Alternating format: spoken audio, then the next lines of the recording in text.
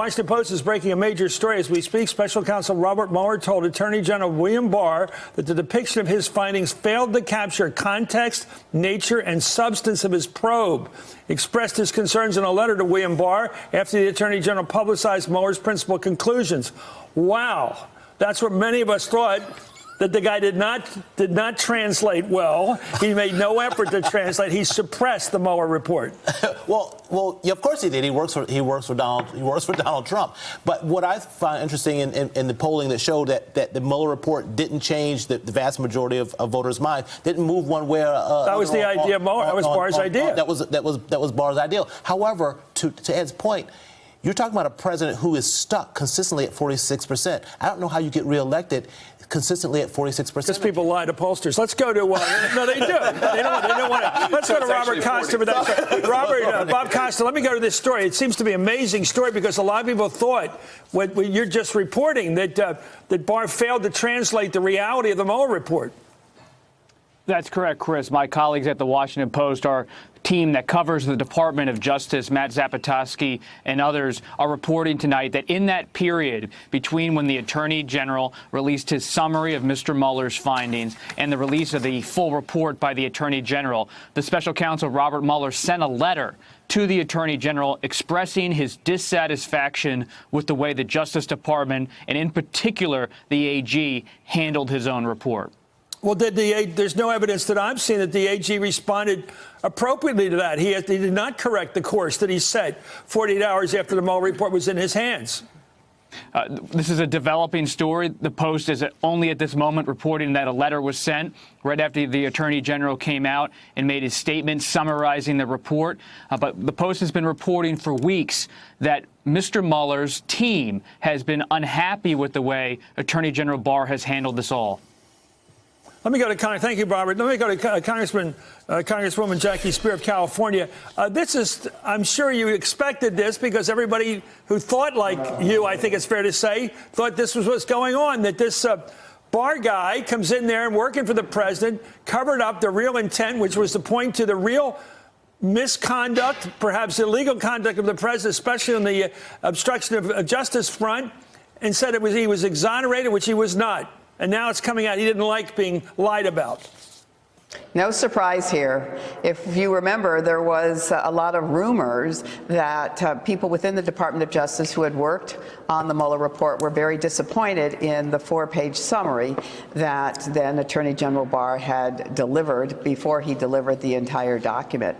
I do think that it's going to be very important for House committees to call on Mr. Mueller to come forward and testify before the committees. That's where we're going to get the truth about what has gone on over the last 2 years in this negotiations to first be interviewed and not be interviewed, what they did uncover, highlight the areas where he clearly is calling on Congress to take action on the obstruction of justice component of his review.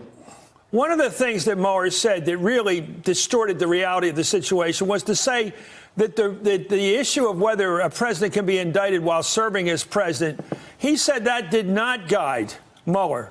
It turns out it did guide Mueller. Of course Mueller it did. did not indict because that was Justice Department guidelines from the Office of Legal Counsel. He followed those guidelines. That's why he didn't indict the president on the obstruction of justice. At least that was a central reason why he did not do it. Mueller purposefully came out and said that wasn't guiding him. He let the president off the hook because the president was exonerated. I mean, that is a hell of a distortion, Congresswoman. Well, not only is it a distortion, it is an outright manipulation of the report and the statements by Special Counsel Mueller.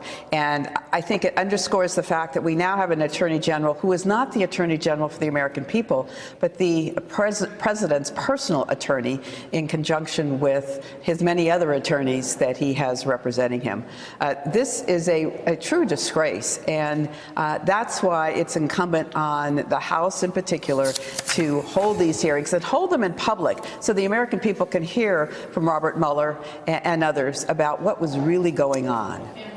Well, I want to thank you so much. Let me go. Congresswoman, thank you, Jackie Spears from California. Let me bring in Pete Williams, NBC News Justice correspondent. It turns out, Pete, not only did he contact the Attorney General and said he wasn't happy with the way his words and the judgments were translated to the public.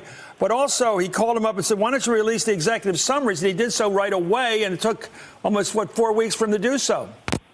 Well, let me tell you what I know about this after talking to senior Justice Department officials.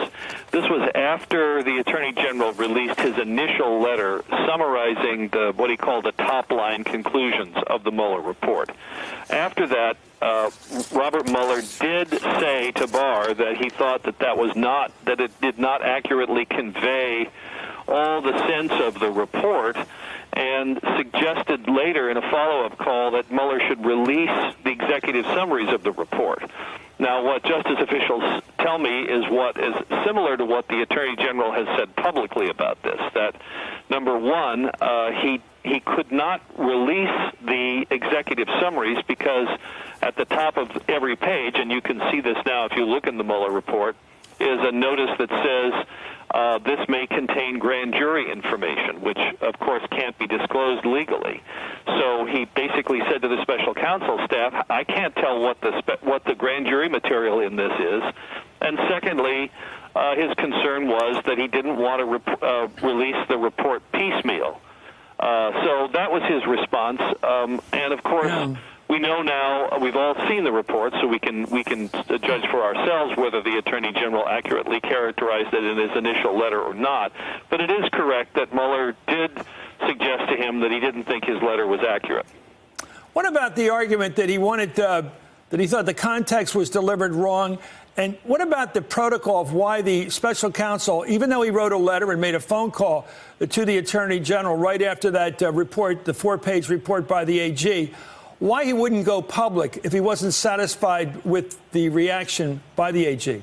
Well, I'm going to speculate here and suggest that that's not his style, that at that point, Robert Mueller was the special counsel. He was like a U.S. attorney. He was, in essence, working for the Justice Department, and Barr, in every sense of the word, was his boss. So I think it was an internal conversation, and they didn't intend to make it public. Thanks so much, Peter. It's always great to rely on a straight newsman on things like this because there's so many opinions out there. Hey there, I'm Chris Hayes from MSNBC. Thanks for watching MSNBC on YouTube. If you want to keep up to date with the videos we're putting out, you can click subscribe just below me or click over on this list to see lots of other great videos.